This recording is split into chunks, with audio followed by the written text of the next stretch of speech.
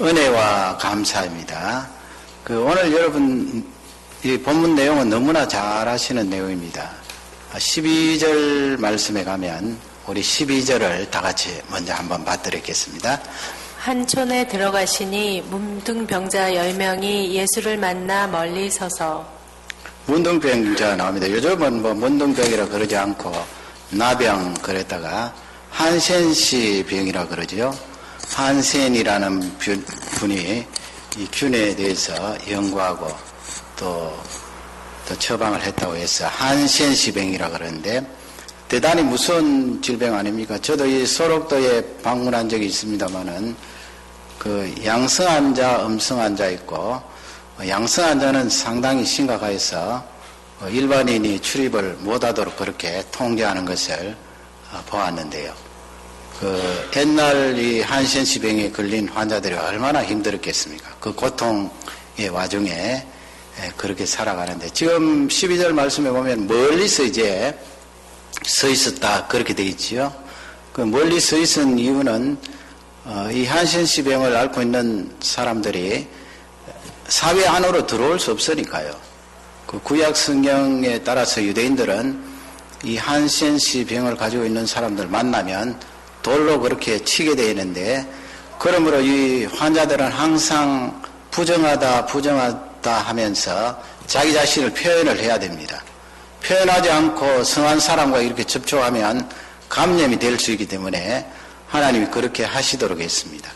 그러니 여러분 그 삶이 어떠하겠습니까? 사람만 만나면 내가 부정하다 외쳐야 되고 그렇지 않을 때는 돌에 맞고요. 그 예수님을 만났음에도 불구하고 가까이 오지는 못하고 멀찍이서 이제 예수님을 부르게 되는데요. 13절에 그들이 어떻게 합니까? 다 같이 13절을 읽겠습니다. 소리를 높여 가로되 예수 선생님이여 우리를 긍휼히 여기소서 하거늘. 소리를 높였습니다. 거기 우리 번역에 선생님이여 그렇게 되어 있는데 사실 뭐 조금 더 풀어서 말씀드리면 제가 예수님을 따르겠습니다. 믿겠습니다. 무엇이든지 말씀해 주십시오. 우리의 이 험한 질병을 고쳐주십시오. 불쌍히 여겨달라고 그렇게 간청을 하는데 10사람이라고 되어 있잖아요. 이 10사람이 똑같이 그렇게 고함을 질렀을 것입니다.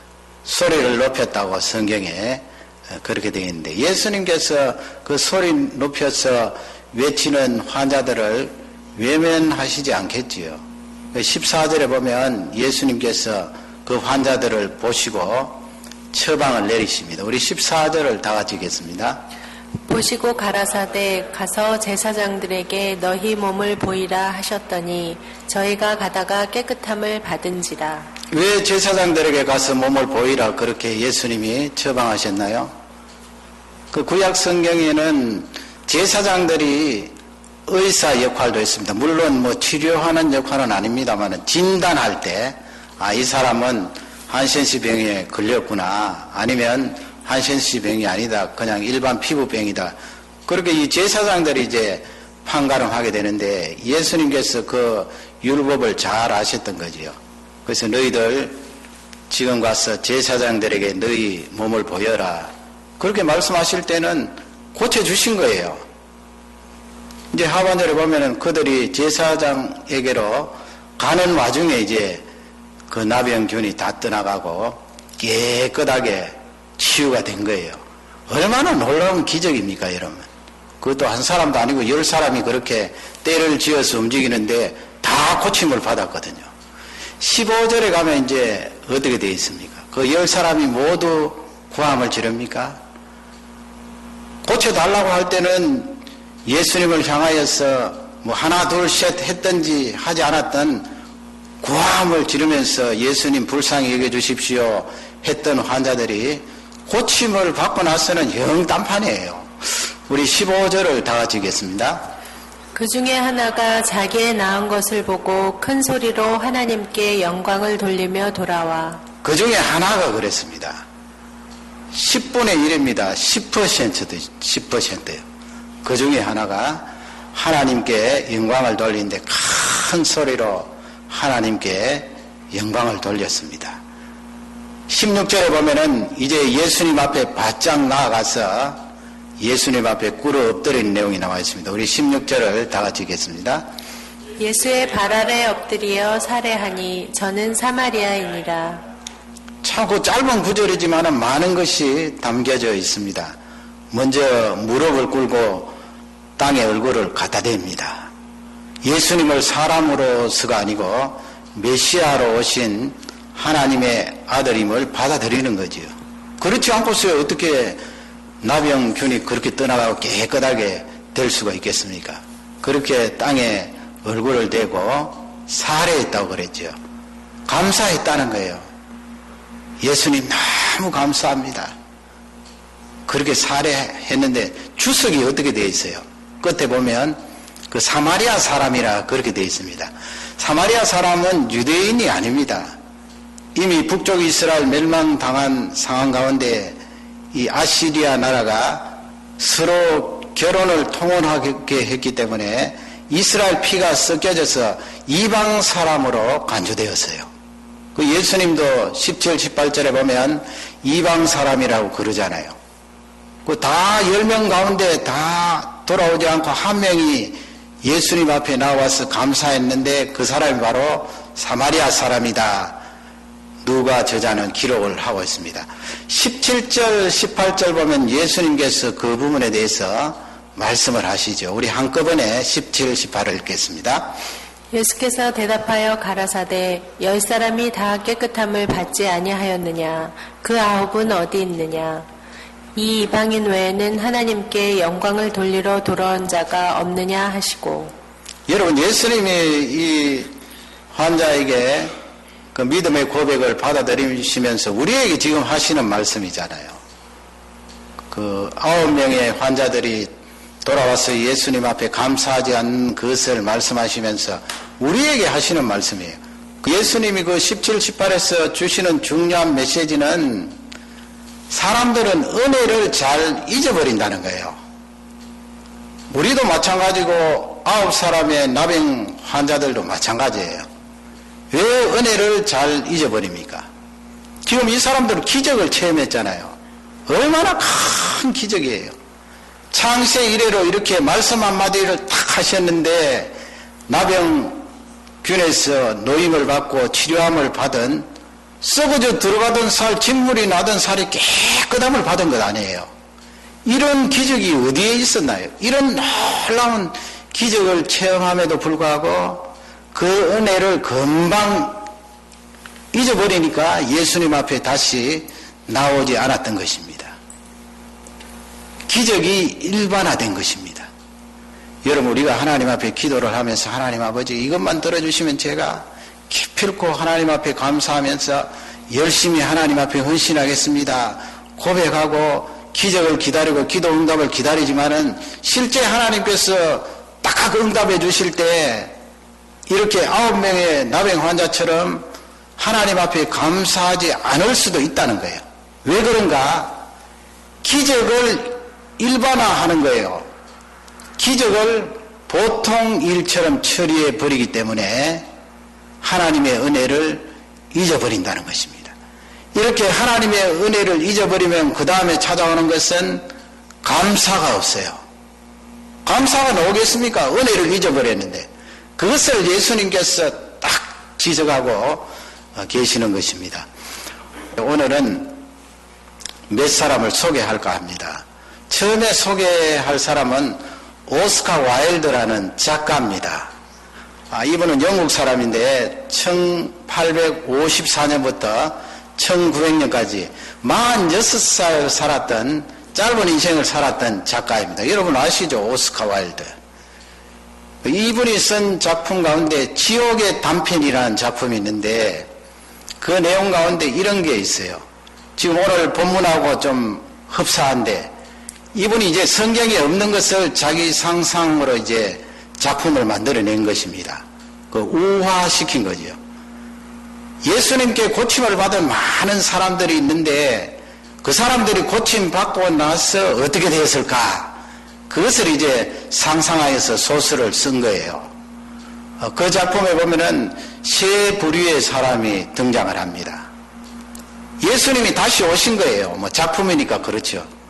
예수님이 이제 다시 오셔서 예수님께서 고쳐주셨던 그 장애자들, 환자들을 이제 다시 만나게 되는데 처음 부딪히는 사람이 누군가 하면 술에 찌들어 있는 알코올 중독자였어요. 예수님이 알아보시겠지요. 알코올 중독자. 그래, 자네는 어떻게 해서 이렇게 술에 찌들려서 알코올 중독이 되었는가? 그렇게 이야기하니까 이 사람이 예수님 앞에 고백을 하는 말이, 예수님 맞습니다. 예수님께서 저를 고쳐주셨습니다. 저는 원래 다리를 쓰지 못하는 장애자였는데 예수님께서 저를 일으켜 주셔서 그 다리가 힘이 들어가고 다시 소생함을 얻어서 일어서 걷게 되었습니다. 자유인이 되었습니다. 그런데 성한 다리를 가지고 이 세상에 살아가기가 참 힘들었습니다. 왜냐하면 다리가 성하지 않을 때는 가만히 앉아서 한 푼 줍쇼 하면은 많은 사람들이 불쌍하다고 지나가면서 동전을 던져주고 해서 내가 잘 먹고 살았는데 예수님이 고쳐주셔서 성한 다리로 살아가려고 하니까 너무나 힘들어요. 이리 뛰어야 되고 저리 뛰어야 되고, 그래서 저는 다시 술을 마시기 시작했습니다. 그리고 술에 중독이 되었습니다. 술에 찌들었습니다. 예수님이 또 한참 가시다가 어떤 사람을 만나게 되는데 이 사람은 막 사람을 두드려 패는 거예요. 폭력배입니다. 요즘식으로 말하면 조폭이에요. 자네는 어떻게 해서 이렇게 다른 사람을 두드려 패면서 깡패 노릇을 하는가 하니까 그 사람이 이야기를 합니다. 예수님, 저는 원래 시각의 장애를 입고 있던 사람이었습니다. 장님이었습니다. 앞을 보지 못하여서 더듬거렸고 색깔도 분간할 수 없었습니다. 그러나 예수님께서 저를 고쳐주셔서 이 밝은 태양빛을 보고 환한 이 세상 속에 살아가게 되었습니다. 그런데 제 육신의 눈을 뜨게 되니까 이상한 것이 보였습니다. 부정적인 것이 보였습니다. 비리가 보였습니다. 안 입고 온 사람의 얼굴이 보였습니다. 견딜 수가 없었어요, 예수님. 그래서 사람들을 두드려 패기 시작했습니다. 예수님이 또 한참 갔습니다. 또 한 여인을 만났습니다. 그 여인은 창기였습니다. 예수님이 호통을 쳤습니다.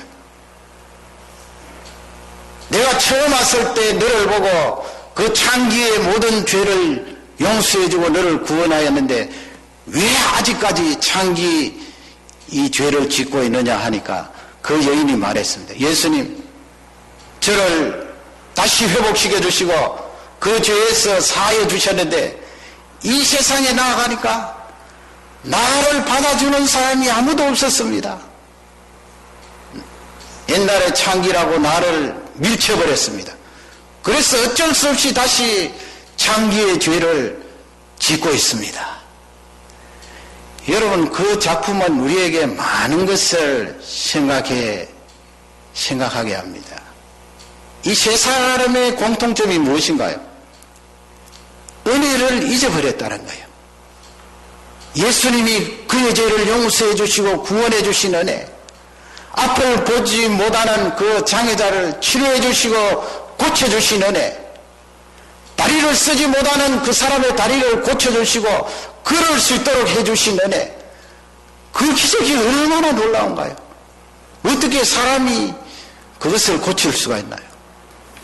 그 기적을 체험했음에도 불구하고 이 사람들이 예수님의 은혜를 까맣게 잊어버리고 걸어 다닐 수가 있다는 것이 도리어 불평거리가 되어서 술을 마시고 타락해 버렸다는 것입니다. 하나님의 은혜, 예수님의 은혜를 잊어버리니까 감사가 그들에게 식어졌습니다. 다시 인간 폐인의 자리로 돌아가게 되었던 것입니다. 예수님이 고쳐주셨던 9명의 나병 환자나 그 소설에 나오는 세 부류의 사람이나 다를 바가 없습니다. 우리는 어떠합니까? 우리도 그럴 수가 있다는 거예요.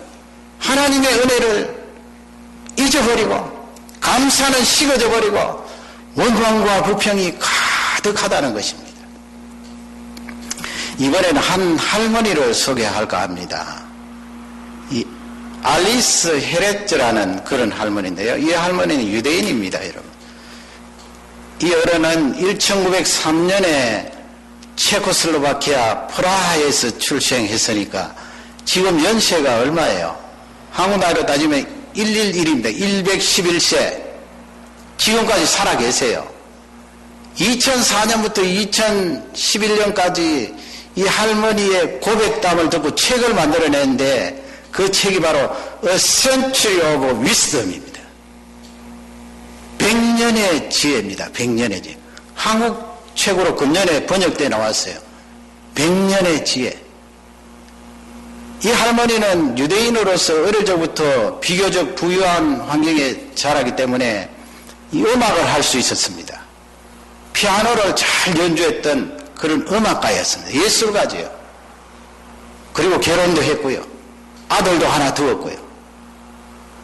그러나 여러분 잘 아시는 대로 2차 대전 때 히틀러 나치가 유대인들을 대학살하는데 체코에 살았던 이 할머니도 잡혀가게 되었습니다.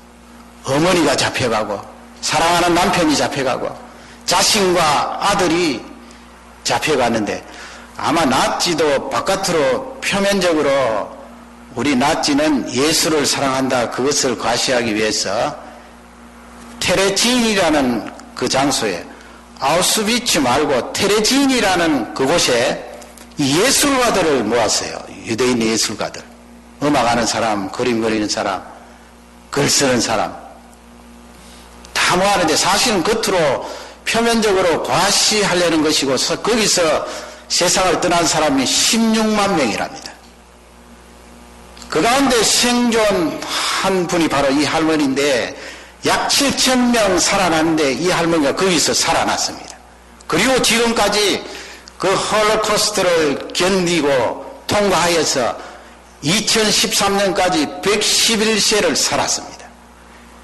그러니까 지난 세기 100년, 이번 세기 13년에서 111년이에요. 그러니 이 할머니가 그 지독한 학살의 현장에서 통과를 하고 지금까지 가지고 있던 그 지혜를 책으로 썼으니 얼마나 주옥 같은 내용들이 많겠어요. 이 할머니가 그때는 뭐 할머니가 아니겠죠. 수용소에 있으면서 사람들이 막 죽어나가잖아요. 남편도 아우슈비츠로 옮겨져서 이미 세상을 떠나고 어머니도 세상을 떠나고 자신과 아들만 남았는데 그 지하에서 아마 나치들이 외부적으로 그렇게 과시하려고 했기 때문에 연주는 지하에서 할 수 있도록 허용을 했나 봐요. 그 2년 동안 수용소에 있으면서 피아노 연주를 100번이나 했대요. 그리고 거기에서 어린이들을 열심히 가르쳤대요. 피아노를. 이분이 책 속에 강조하는 것이 무엇인가 하면 몇 가지가 있습니다. 여러분. 여러 가지가 있습니다만은 그 가운데 오늘 말씀과 연관해서 간추려 보면 인생은 참 감사하다는 거예요. 내가 밤에 푹 자고 아침에 눈을 뜨고 일어난다는 것이 너무 감사하다는 거예요. 그리고 내가 호흡을 할 수 있다는 이것이 얼마나 감사한지 모른다는 거예요. 그래서 이분은 수용소에서부터 그렇게 감사하면서 살아갔습니다. 하나님 오늘도 눈을 뜨게 되었습니다. 너무 감사합니다. 호흡을 할 수 있게 되었습니다. 너무 감사합니다. 유대인이니까 예수님은 안 믿더라도 하나님에 대한 조만한 신앙은 있었을 거 아니에요. 삶 자체에 대한 그 감사를 말씀하고 있습니다. 그리고 이 할머니는 그렇게 산다는 것이 기적이라는 거예요.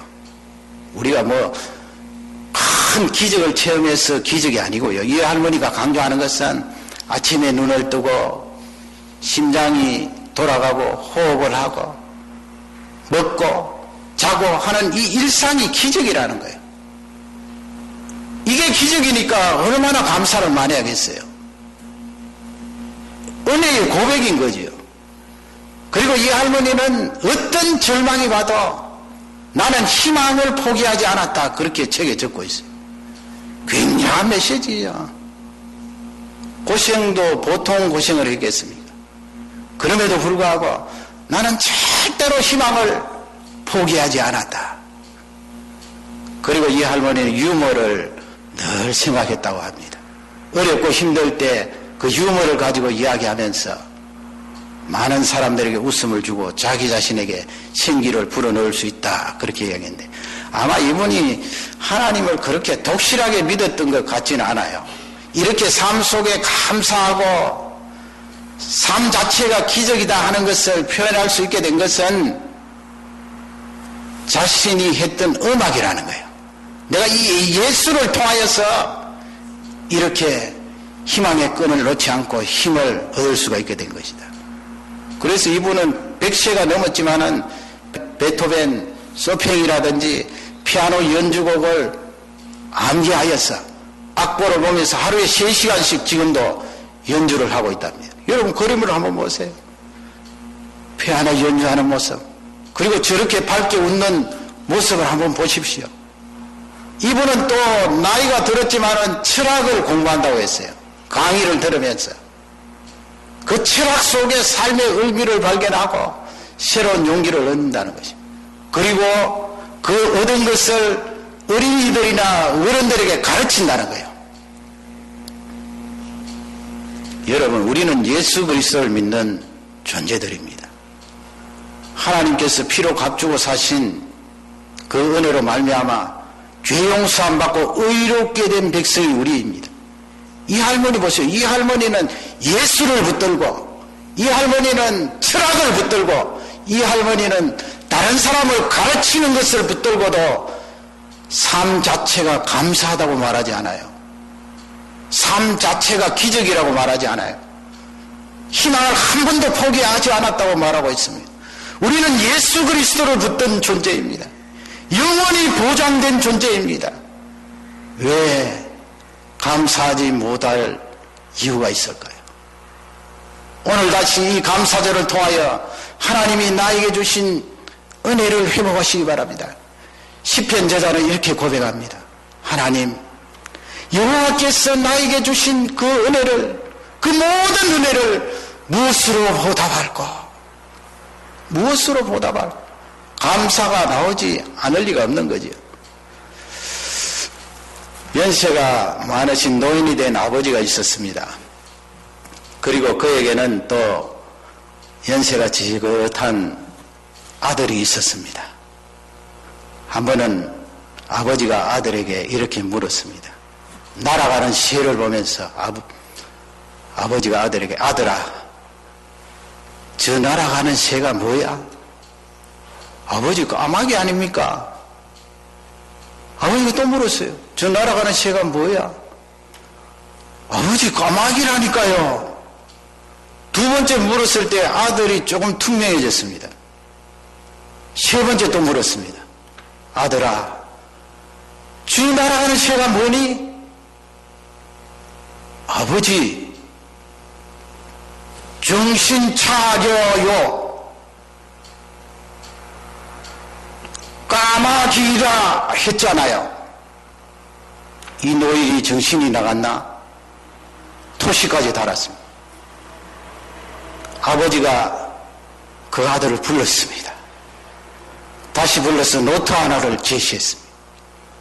거기에는 빼곡히 아버지가 쓴 글씨가 있었습니다. 자신의 3살 때 그 모습을 기록한 다이어리였어요. 일기였어요. 거기에는 이렇게 적혀 있었습니다. 나는 오늘 하루 너무나 행복하고 너무나 신기했다. 아들이 나에게 물었다. 아빠, 저게 뭐야? 오, 까마귀지. 아들은 또 다시 나에게 물었다. 아빠, 저게 뭐야? 까마귀야. 아들은 또다시 나에게 물었다. 아빠, 저게 뭐야? 오, 아들아, 까마귀야. 이쁘지? 아들은 이랬다. 아들이 호기심에 찼어. 나에게 묻는 그 모습이 너무나 이뻤다. 여러분, 부모님이 우리에게 베풀어 주신 은혜 놀랍지요? 그 부모님을 나에게 허락하신 하나님의 은혜는 더 놀랍지 않습니까? 그리고 자신이 사랑하는 독생자를 내어주시면서 나를 위하여 희생시킨 그 하나님의 사랑은 너무나 큰 것입니다. 이 감사절에 하나님의 은혜를 회상하면서 하나님 감사합니다. 음악을 좋아하는 사람도 삶을 감사하다고 했는데 하나님의 사랑을 받은 나는 하나님 내 삶에 얼마나 감사한지요. 삶의 감사와 풍성한 은혜의 회복이 있기를 주님의 이름으로 축원합니다. 우리 다 같이 기도하시겠습니다.